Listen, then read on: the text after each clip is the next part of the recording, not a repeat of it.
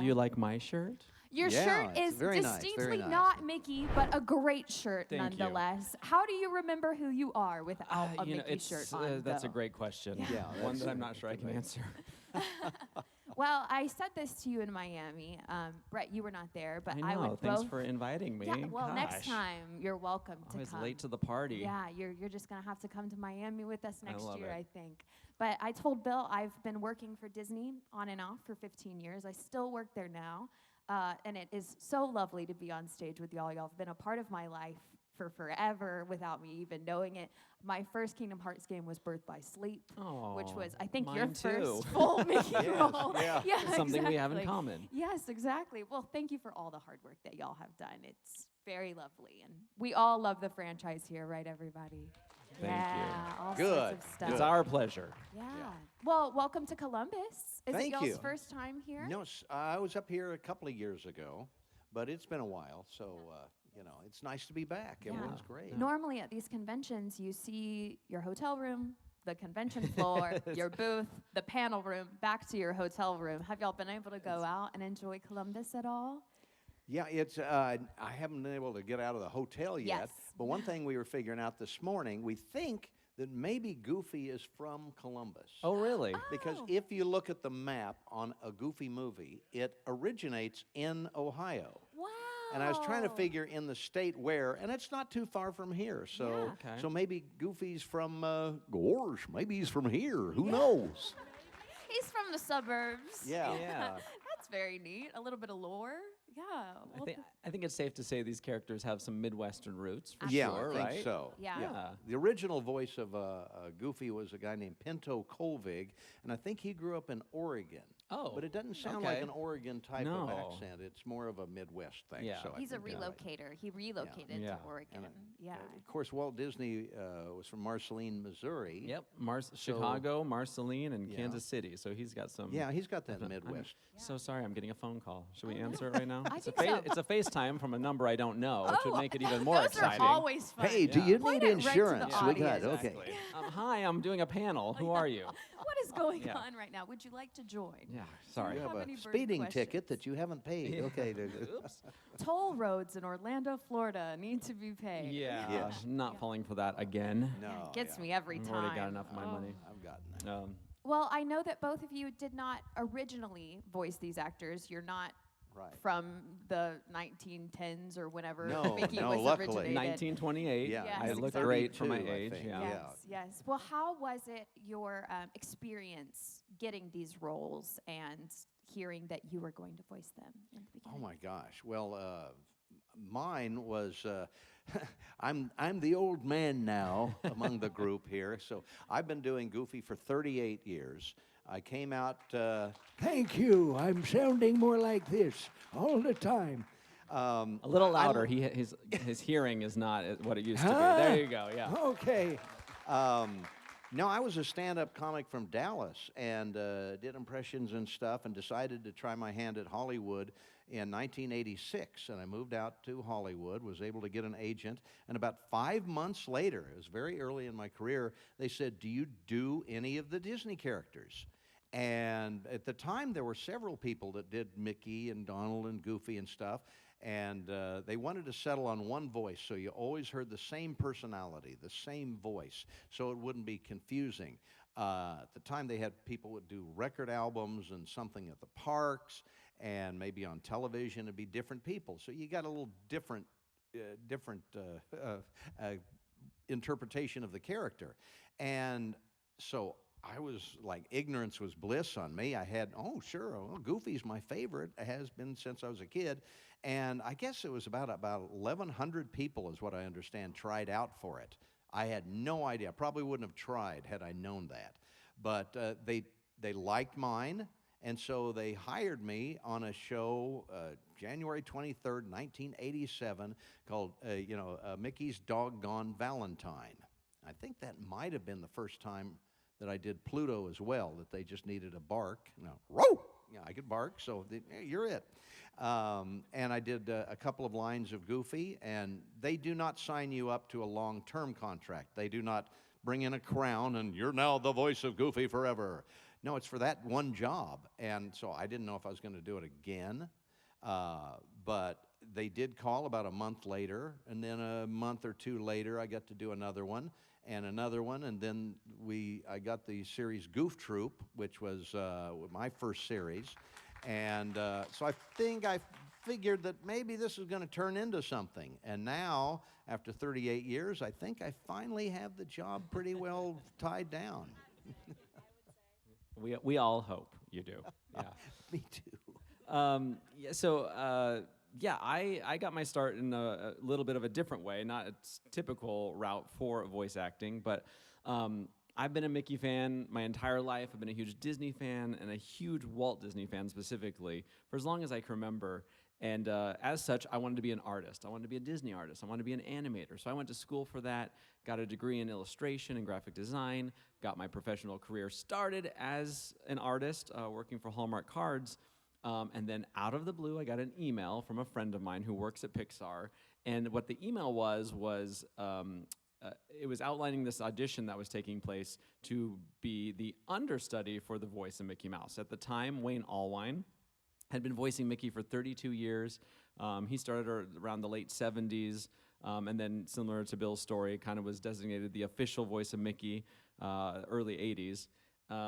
And he was just having some difficulties with the demand of Mickey and some health complications he was experiencing. It presented the need for someone to start learning from him. And so that's where I came in. That's where this audition was, to work with Wayne. And having no business being a voice actor, having not done it professionally before, I just was such a big Mickey fan, I thought it would be a cool story to tell, to say, I auditioned for. Again, with so much respect for not only Walt's legacy, Mickey's legacy, but also I knew who Wayne was, and I thought how incredible that would be to be able to work with him.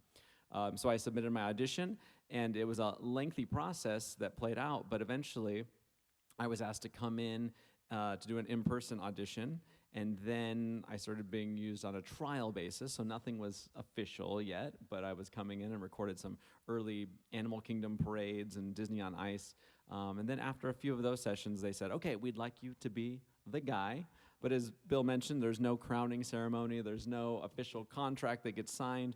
You're just going on a case-by-case basis. So, I had left a very steady career as an artist in Kansas City and joined this whole acting business. And it was a severe learning curve and a little rocky at first. But I just celebrated 16 years, not quite 38. But I think they like me. I think they want to so. keep you Yeah, around 16. too. Yes, they like. I bet also you not having voice acting experience was probably a good thing for them too, because you were very malleable and moldable to that. I think that probably definitely, especially when thinking about an understudy, right? Sure. Like you're looking for someone who's open to learning. And I think the thing with these characters is it's a very unique situation. They're what we often refer to as legacy characters. There is a legacy and a history behind these characters that the actor who's portraying them needs to, one, be aware of, two, needs to be willing to, kind of mold themselves to. We're not here to interpret these characters the way Bill or Bret would do it. Goofy and Mickey have been around and will be around a lot after us. Yeah. So it's our job just to continue that legacy as my predecessor, Wayne, heard from his predecessor, Jimmy McDonald. Remember, kid, you're only filling in for the boss. And that's something I think of a lot. We're all working just to really preserve Walt's legacy in these roles. Right. So I agree. It's like a big responsibility on the shoulders that I feel like probably weighs heavy, but I think you're both doing a great job. Oh, thank you. Did you Thank send your friend at Pixar an edible arrangement for sending you that email? I have not. I owe her a lot, actually. She's always quick to remind me that I at least owe her a nice dinner. Yeah. I mean, we've done enough stuff together. I think I've made it up to her, but I She think can't an hang it over edible your head arrangement would be forever. nice. I might need to send that Yeah. after this. Well, please, everyone, don't be shy. If you would like to ask a question, you can go ahead and line up at this lovely microphone here. Don't worry, they don't bite, I don't think. So they're You're very too far away kind. for us to yeah, bite. Don't worry. exactly. Yeah. Way up here. Oh, perfect. That was easy. And you can go ahead and introduce yourself and ask your question. If y'all want to wrap the line around this way as well, that would be perfect. There we go. Hello, my name's Awesome. Josh. I had a question for both of y'all. Do you have a favorite classic Disney cartoon that you've participated in? I'm personally a big fan of Runaway Brain, and I believe that came out in like 1995-ish or something. It was just really zany. Do you have anything that sticks out to you from the classics? Oh my gosh. Well, Runaway Brain, I was in as Pluto. Goofy didn't make an appearance in that, so Pluto's was kind of a afterthought. Like I say, I think I got that on the set. Just can you bark? And I'm still barking for him. But is there anything that sticks out from the classic? Oh, I mean, guys, it's interesting. I mean, you've got to take these characters and you've got to imbibe a little bit of your own personality with them. They change over time. When I first got Pinto Colvig, the way he used to do Goofy was much more guttural than I do. It was like, oh, the world owes me only one. When I started doing things like Mickey Mouse Clubhouse and other shows for the younger kids, they wanted more articulation, and especially like with the Mickey on Ice and Disney on Ice shows, that's in an arena, which is very echoey, so you have to over-articulate. So I kind of brought Goofy's voice forward and, gosh, howdy, more like that rather than, oh, gosh, howdy, which would be more like the way Pinto would have. But so there are little ways that you kind of change these characters over time, but you still have that. We all know what Goofy is like and Mickey is like, and as long as it keeps the personality true, I think you're okay, and you can change the voice around a little bit. You rely on those cornerstones. I think Runaway Brain is an awesome short that I am a huge fan of. And then if you go even further back, The Pointer is one of my favorites. It's one of the first shorts where Mickey had pupils. I think it's got some great acting. Walt voiced Mickey in it, and he's quail hunting with Pluto, and along the way he encounters a bear that's right behind him trying to eat him, and I love it because Mickey addresses the bear and tries to sell his celebrity to get out of the situation. He's like, well, I'm Mickey, Mickey Mouse. I hope you've heard of me. I hope. which I think is fantastic. And then Runaway Brain is like the other side of it, right? It's Yeah, just like, that's totally. What are you trying to do? Get me killed? I think that's what he says to Pluto when he's interrupting the video game. Yeah. I love that there's so many different iterations of themes in every different like Mickey franchise show. Like you have Mickey Mouse Clubhouse, and then you have the new type, which is very like Ren and Stimpy-esque, I would say. And do you have to change your voices with the different theming of the show, or do you have to think that in the back of your mind? Yeah, and I probably had to change the character most for doing a Goofy movie. Yeah. If anyone saw, there's a documentary on the making of a Goofy movie called Not Just a Goof. Happy 30th anniversary, by the way. Thank you, 30th anniversary. And it's had quite a renaissance, but during that movie, that's when, and it's outlined in the documentary, Jeffrey Katzenberg thought that I sounded too cartoony. And so they thought, well, maybe want him more like Max, maybe a real voice. And they even talked about, Steve Martin replacing me, which I didn't know about at the time. Not until the document. Oh, really? They were going to replace me. But they did come to me and have me record a few days in my voice. And I'm going like, don't they want to hear Goofy when they hear a Goofy movie? But now I understand what they were trying to go for, to add layers to this character, to add like a real dad flavor to Goofy. How do you make a cartoony character? Like in Goof Troop, we were pretty Saturday morning, high energy kind of comedy, more slapstick kind of comedy, where Goofy in this movie is worried about Max, that he's going to get in trouble and all of this stuff. So it took quite a while for us to get that balance where it's still Goofy, and yet we've added these facets to the character that he didn't have before. And I think it worked. So it's thanks to you fans and everybody that love the movie, it has become very popular and is much more popular than it was when it came out in '95, and has gotten the recognition I think it should have had back then. So yeah, every iteration has a little bit of a different vibe to it. Every show has a little vibe, and you kind of adapt to that, I guess. I like to think of Mickey being an actor. So depending on the stage or the show that we're working on, it's like there's a little difference. You know, when I came into Mickey Mouse Clubhouse back 15 years ago, Wayne had really established the cadence and how that was, and so it was more of a matter of, you know, copying Wayne. You know, I was doing a voice match for Wayne. We've just finished working on some newer episodes of Mickey Mouse Clubhouse Plus, which are going to come out July 21st. And so that was, you know, it's great because there's definitely the performances hearkening back to what Wayne established, but the stories have allowed Bret to kind of inform a little different energy into the character, which is great. But yeah, each time it's like it's Mickey's putting on a different acting cap, right? You know, whether it's in an arena for a stage show, or if you're at Disneyland or Disney World on a theme park stage, or if you're just telling a story on a TV show, it all requires a little nuance. Very cool. Very cool. I've always wondered that. Thank you for your question. And thank you guys for everything you brought to us. Thank you. Thank you. Hi there. Hi. What's your name? Hannah. Hi, Hannah. What is your question today?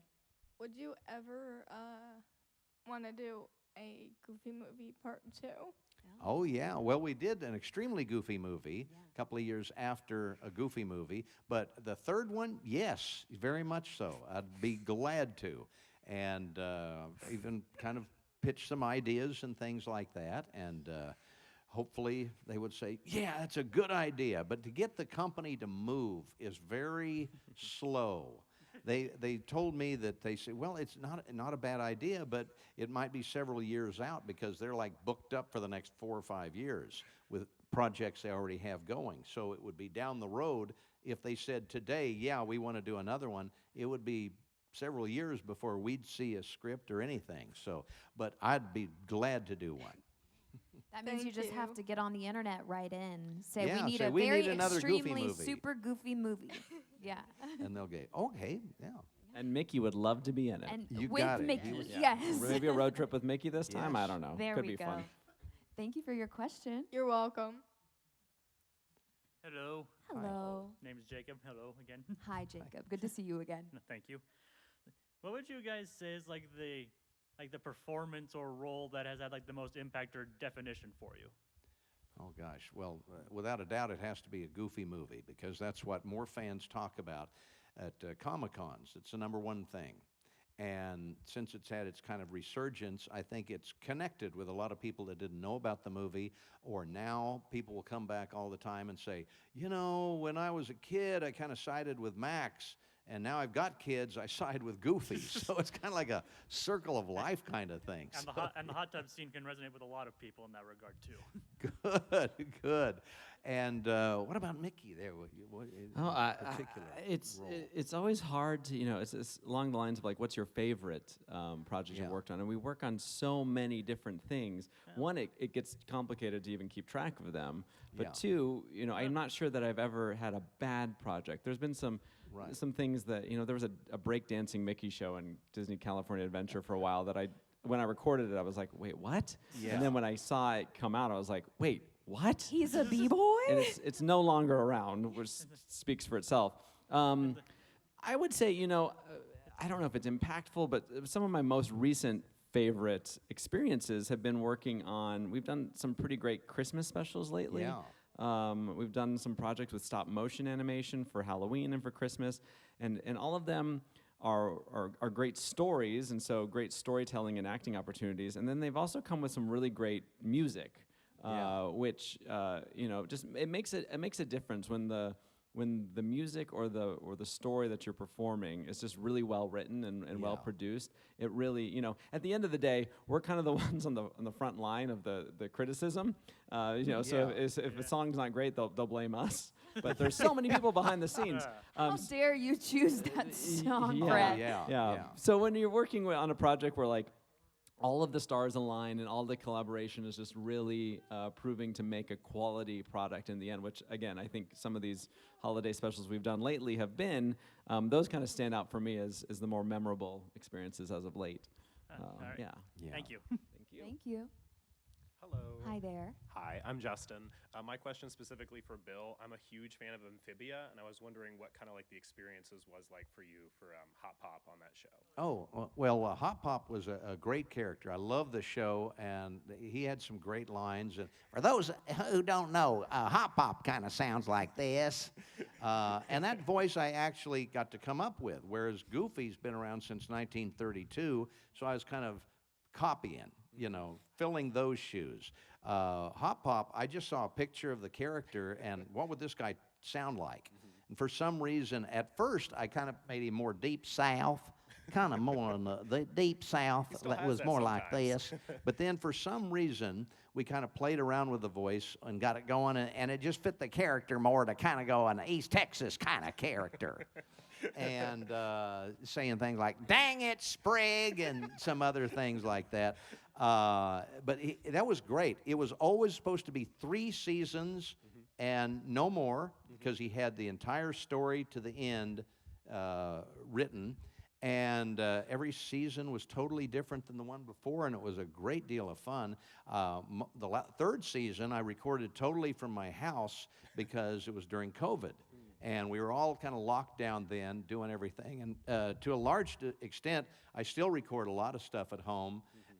My son's an audio engineer, and he's my engineer, so it's not really any different than going into a studio.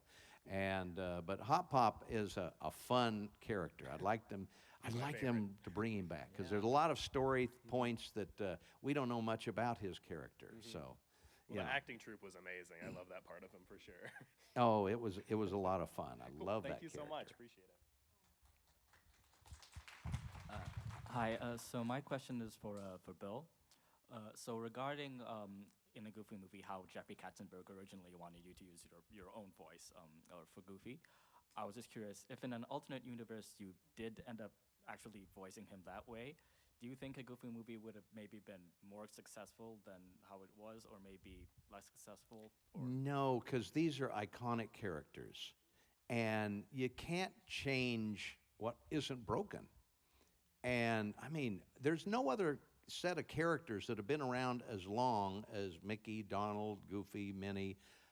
They've been around since the late 20s and the early 30s and kind of got their start back then. And they're still on television every day. There's no other characters like that.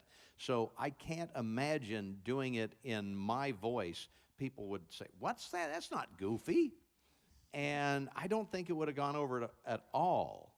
And Goofy's much more entertaining than I am. So. If it ain't broke, don't fix it, right? Pardon? If it ain't broke, don't fix it. That's right. If it ain't broke, don't fix it. All right, thank you.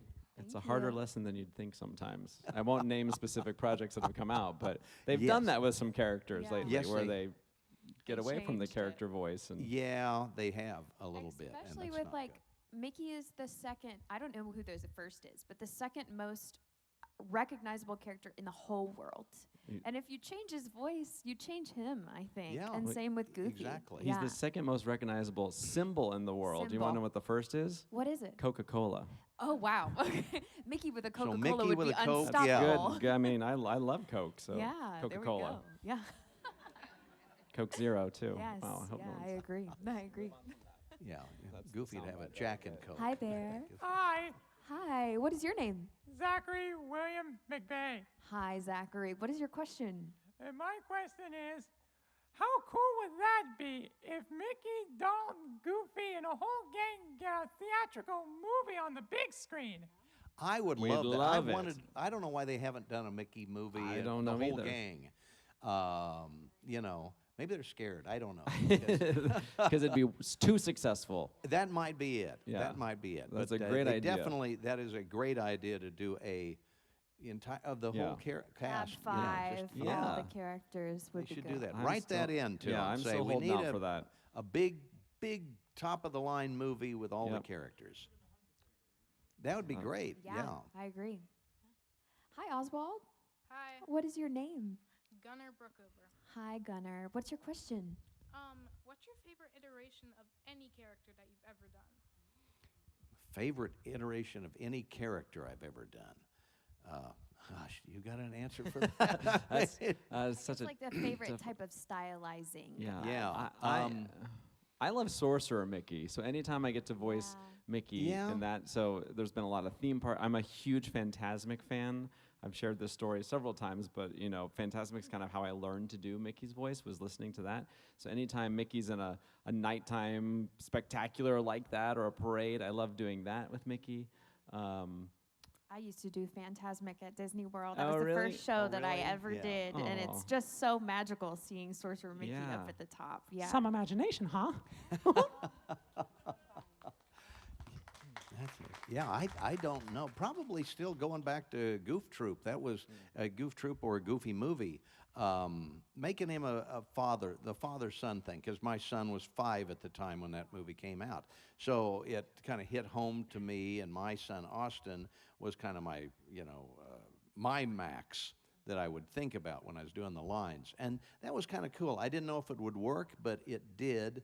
And so, yeah, he can be a kind of serious character. And sometimes doing the tearful scenes. Even with Hop Pop, there's been some scenes where we've kind of gotten a little emotional and brought a tear to the eye. That's kind of cool, actually. Yeah, it's fun when you get to kind of stretch the emotional range of the characters from what we know and love, but you know, they're always kind of, there's a surface level to these characters that we appreciate. So whenever there's a project where you get to dive a little deeper.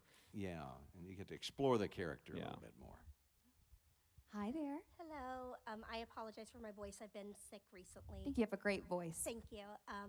My name's Amanda. I've been fans of you guys since I was very young, especially you, Bill.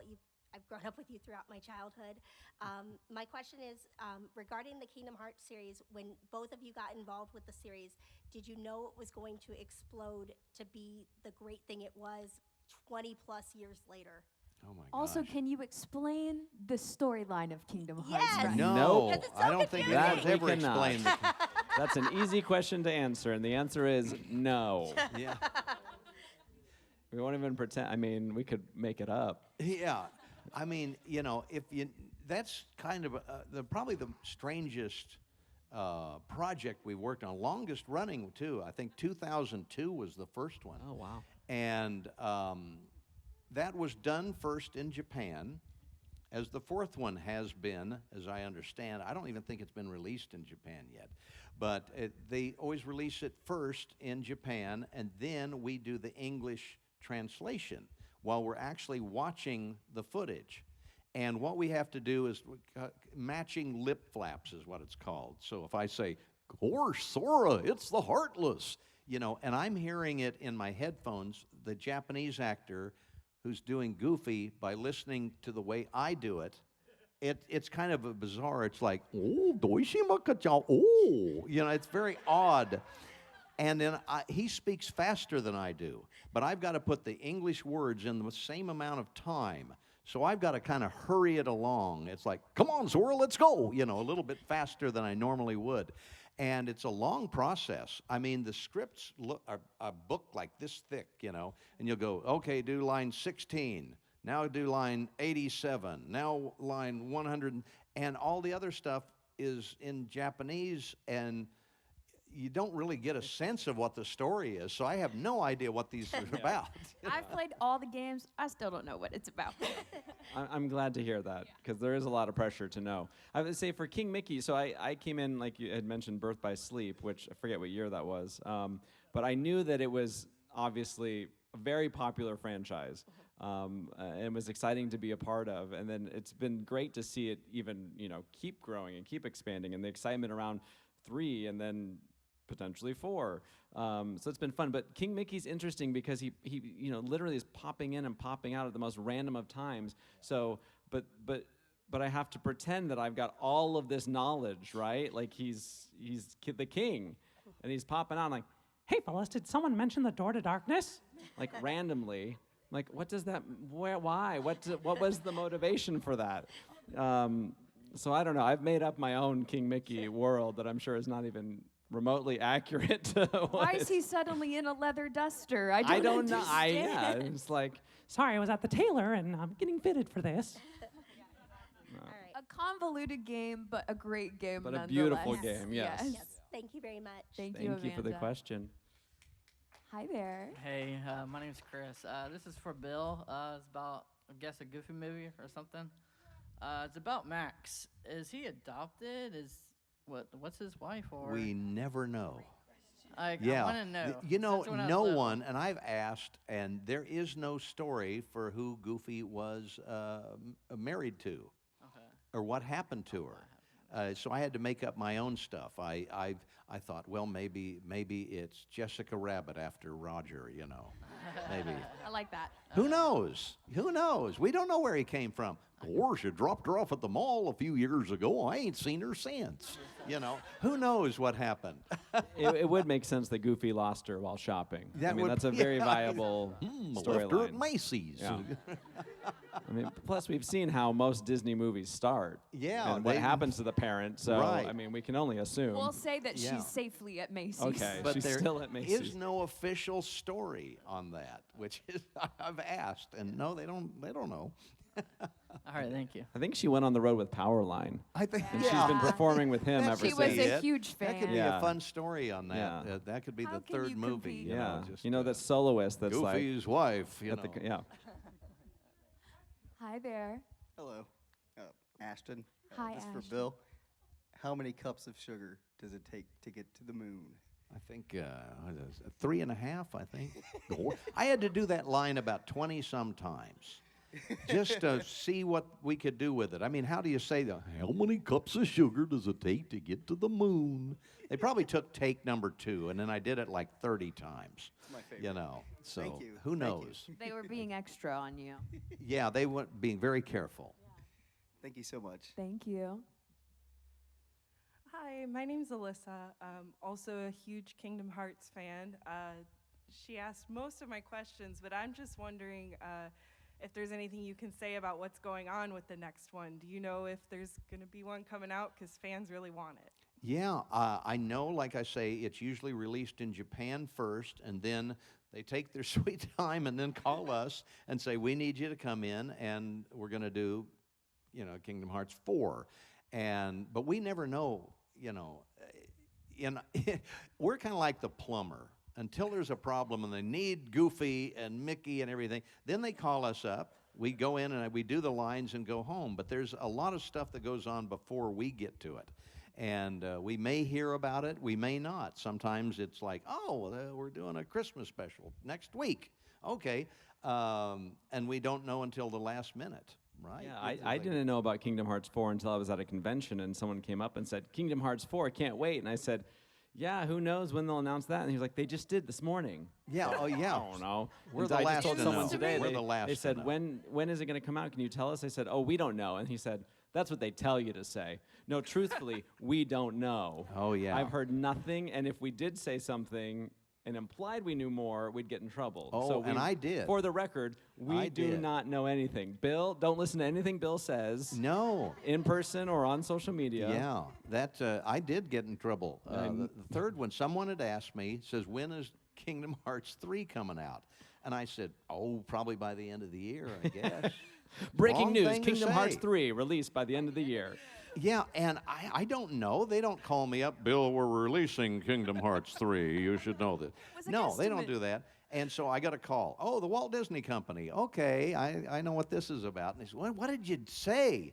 I said, it's probably coming out the end of the year. It's been like 2 or 3 years or something since we recorded, I guess, and I figured that people, it went trending. People, Bill Farmer said that it's coming out the end of the year. No, I didn't know. I don't know. I know nothing. There's nothing scarier than a Disney NDA, I would say. Yeah. And so I had to take anything I said, I just did Kingdom Hearts or on social media, and I had to go on and say, I don't know when it's coming out. They don't tell me that.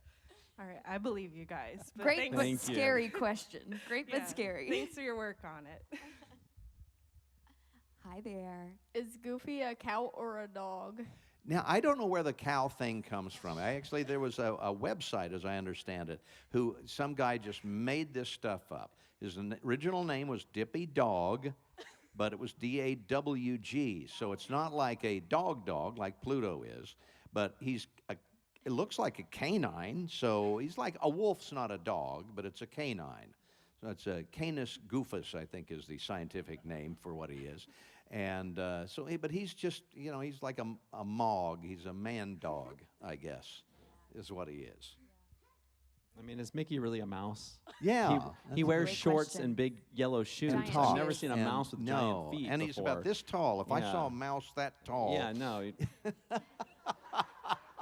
After I interviewed you in Miami, my partner said, Witchy, you didn't ask Bill what Goofy felt like. And like he was like, is he furry? Is he like smooth? And I was like, why would I ask him that? Yeah, But also, and that's a good- great I- question. Yeah, I think he's got. I have a. Yeah.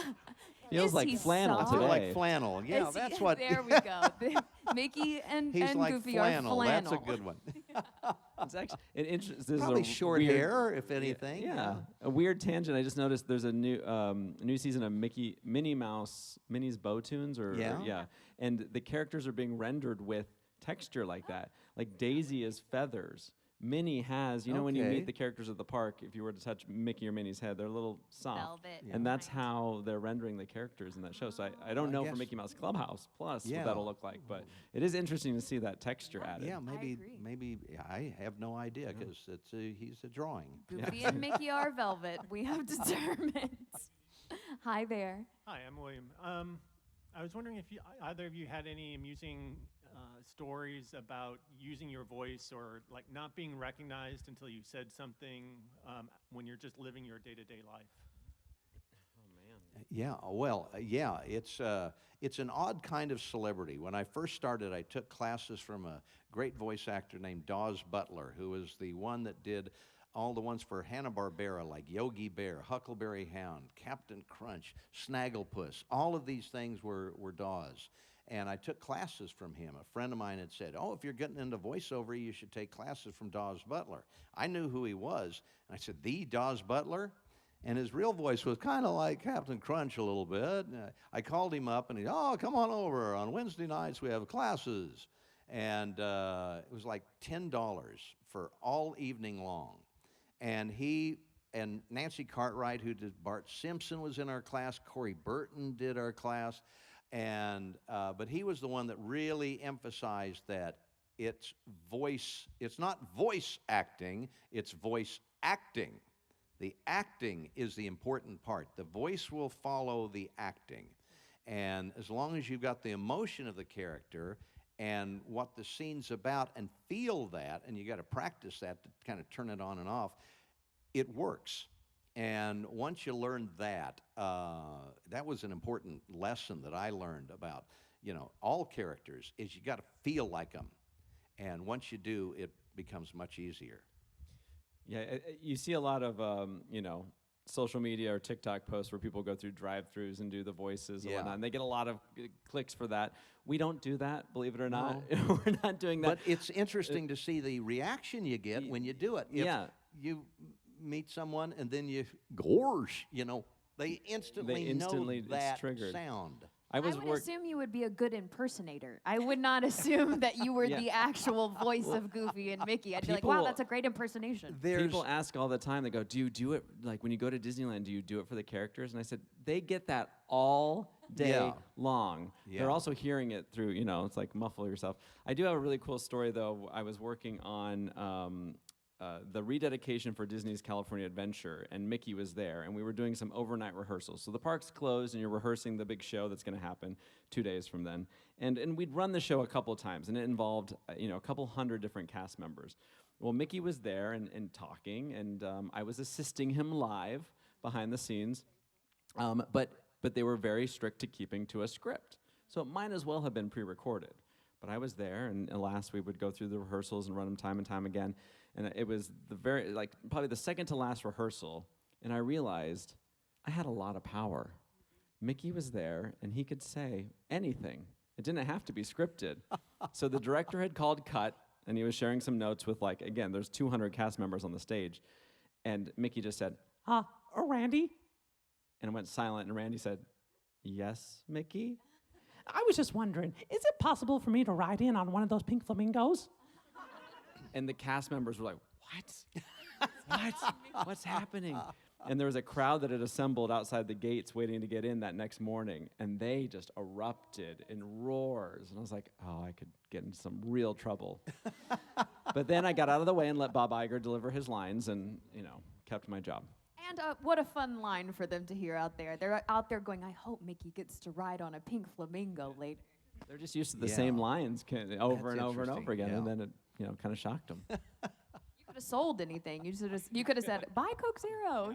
Everybody's getting a raise. Yeah. Mickey bars for everyone. Yeah, you would have heard about that, I think. so. Great question out there wherever you went. Thank you. We have about 2 minutes left, so if we can just do a quick lightning round, that would be so great. I want to get to everybody before we leave. Yeah, go ahead. Hi, my name is Victoria. So I got to talk to you earlier, but I have a question for both of you, but specifically for you, Bret. So I watched. Yes, my first specific I know. for Bret That's question. why I came up here. I know you needed some love. Thank you. So I watched this YouTube channel. It's called Death Battle. I don't know if you've heard of it. They make characters who would never meet ever fight to the death to see who would win. And one of the characters that they had was Yoda versus King Mickey. And I'm wondering who each of you think would win that fight. Oh, God. I'm not sure I would want to mess with the Force. Yeah, I know. That would be, But Mickey owns Hey, Lucasfilm. Oh, that's right. I mean, he kind of... I am your father now. That would be a fun one, yeah. Yeah. I mean, Yoda's kind of frail. Yeah. Goofy could say that to Max. I am your father, Now clean your room. I would say Mickey for sure. Okay. Yeah, that would I be mean, an I don't interesting- condone violence, especially amongst these characters, but I would, of course, I have to side with Mickey. But I have tremendous respect for Yoda. I'm a huge Star Wars fan, so Yeah. I'm You should almost go like, watch it. It's I such don't a know. good video. Okay. Thank you It guys sounds so so much. scary, though. Thank you. Hi there.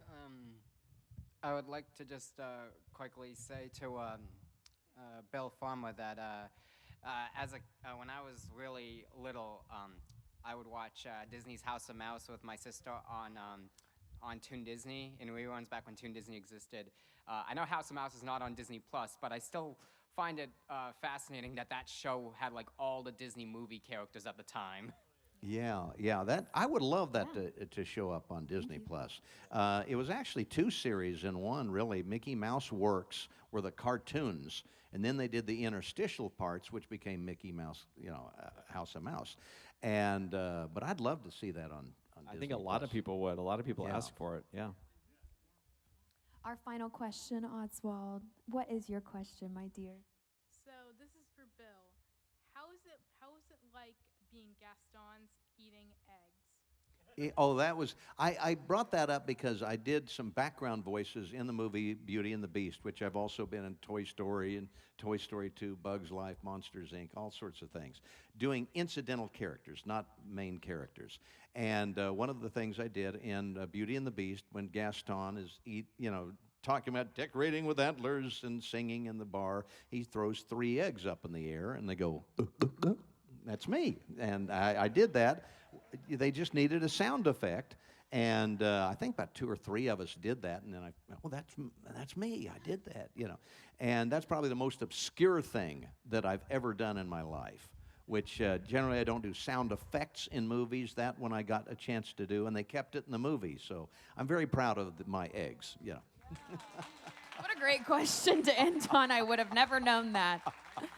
Well, I know y'all live in the world of Disney NDAs, but is there anything that you can legally tell the audience to look out for, or that you would like them to pay attention to One coming thing up? that I found out up here, I didn't know, when does Mickey Mouse Clubhouse 2.0? Mickey Mouse Clubhouse Plus officially releases on July 21st on Disney Junior, and then the next day it'll be on Disney Plus streaming. Okay, so we're already in check like it out. second season of Yeah, that we just recording. wrapped second season. Yeah, and there's a lot of songs. Everyone seems to have its own song, a lot more singing, and I'm looking forward to that. We haven't seen a darn frame of it yet, so, there's a couple new characters. There's Little Helper, there's a Yeah. handy little helper, and then if any Duffy fans are in the audience, Duffy the Disney bear, Mickey's teddy bear, will be in it as well. Yeah. So, and then a I couple. don't even know what he sounds like. Maybe he sounds like this, I hope so. He doesn't talk, but in Okay. his mind, that's what his inner monologue sounds like. Enough of this. And so that we know, and I think we're going to be doing some PR for it. I think I hear. heard that. So, Yeah. So there's That's the stuff big- that that's the comes big out, thing. and I think I got a thing that we're doing a Christmas special. Oh, sometime. no you one know. told me that. Probably around Okay, I'll show you the email. I got Okay. it like yesterday. See, this is so how it goes. We no don't one told me know. that season 2 was wrapped. Yeah. I was holding vacation plans, and then Minnie Mouse said, "Oh, you're not going back into the studio till the end of June." I said, "What?" Thanks for telling Mickey Mouse in Mickey Mouse Clubhouse that he's not working. Oh, there, For a while. there you go. You have Yeah. some time off. I have you some get time busy. off. That's We fine. get busy. Vacation. Take your Yeah. vacation. Well, one more round of applause for Bret Iwan and Bill Farmer. Of course. Thanks, Thank you everybody. for joining us. Thanks, everybody. See you real soon. They will be at their booths for the rest of the weekend, I believe. So will. please come Yeah. visit them. For now, we are going to do our stage selfie. So if anybody would like to stand up and come closer to the stage, not on the stage, we are going to take a group picture together. All righty.